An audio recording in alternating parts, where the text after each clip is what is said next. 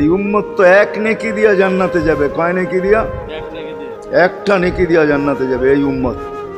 অন্য উম্মতের কথা জানি না আমি, এই উম্মত এক নেকি দিয়া জান্নাতে যাবে।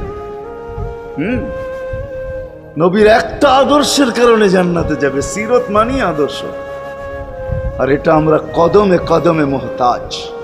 কেননা এই ছোট জীবনটা যদি গ্রহণযোগ্যতা পর্যন্ত পৌঁছাইতে হয় আল্লাহর কাছে, চাই নারী হই, চাই যুবক হই, চাই বৃদ্ধ হই, যেই মানুষই হই না কেন, যেখানেরই হই না কেন, যেই বাসারই হই না কেন, যেই বর্ণেরই হই না কেন, যেই পেশারই হই না কেন, যেই সোসাইটিরই হই না কেন, এই জীবনটাকে যদি গ্রহণযোগ্যতা পর্যন্ত পৌঁছাইতে হয় কার কাছে? দুনিয়াওয়ালাদের কাছে না, মালিকের কাছে, যিনি এক ফোঁটা পানির থেকে অস্তিত্ব দিছেন, যার কাছে আবার আমাদেরকে ফিরা যেতে হবে। পালানের কোনো সুযোগ নাই। এই জন্যই কোরআন আমাদেরকে বোঝায় আইনাল মাফার। আল্লাহ বলতেছে কোথায় ভাগবে তুমি, বলো কোথায় ভাগবে?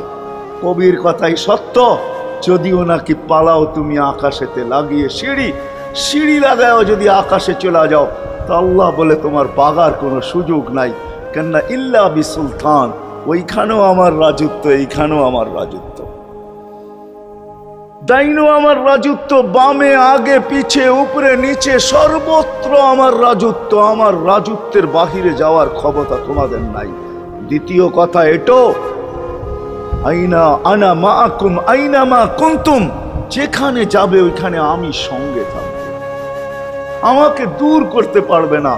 যদি করো তাহলে তুমি থাকবে না, তোমার অস্তিত্বই থাকবে না। কেন আমাদের ভিতরে আল্লাহ নাই বটে, কিন্তু আল্লাহর একটা পাওয়ার আছে যেটাকে রূহ বলে।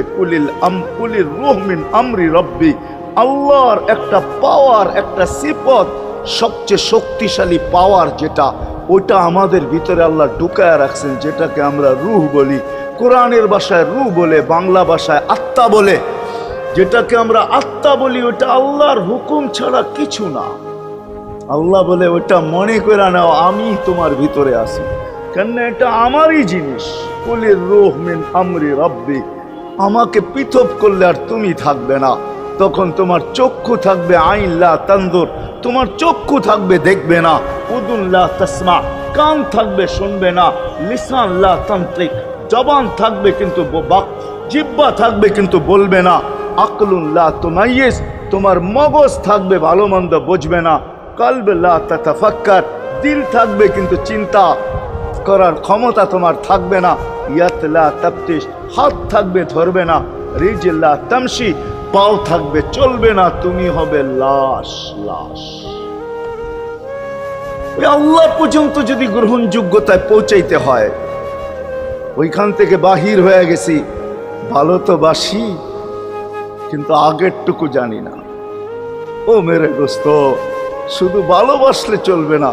আবু তালেবের চেয়ে বড় ভালোবাসা আপনার আমার ছিল না। সাহাবাদের মতো ভালোবাসা আপনার আর আমার নাই। আছে নাকি? হ্যাঁ, আবু তালেবের মতো ভালোবাসা ছিল। চলেন শর্ট করি। আবু তালেবকে নিজের হাতে আল্লাহ রসুল কবরে রাখছেন। যখন রাখতেছিলেন তখন চিৎকার দিতেছিলেন, আম্মি মা তারাক্তালি সাবিলা, চাচা কোন রাস্তা রাখলেন না আমার জন্য।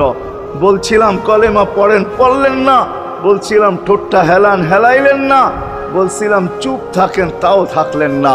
সর্বশেষ একটা চিৎকার দিলেন, আলা মিল্লাতি আব্দুল মুত্তালিব, আব্দুল মুত্তালিবের ধর্মের উপরে চলে যেতেছি। এই কথা বইলা দুনিয়ার থেকে বিদায় নিলেন। চুপও যদি থাকতেন তো আমার জন্য কোনো সুযোগ হইতো। চাচা, ও চাচা, আমার জন্য কোনো রাস্তা রাখলেন না। ভালোবাসা কাজে দিবে না। এই জন্য চলেন, জীবনটাকে গ্রহণযোগ্যতা পর্যন্ত পৌঁছাইতে হইলে কদমে কদমে মুহাম্মদুর রাসূলুল্লাহর আদর্শ লাগবে। যেটাকে আরবি ভাষায় সিরাত বলে, যেটাকে কেরিয়ার বলে। আল্লাহর রসুলের কেরিয়ার লাগবে, আল্লাহর রসুলের আদর্শ লাগবে, আল্লাহর রসুলের সিরত লাগবে, আল্লাহর রসুলের চরিত্র লাগবে।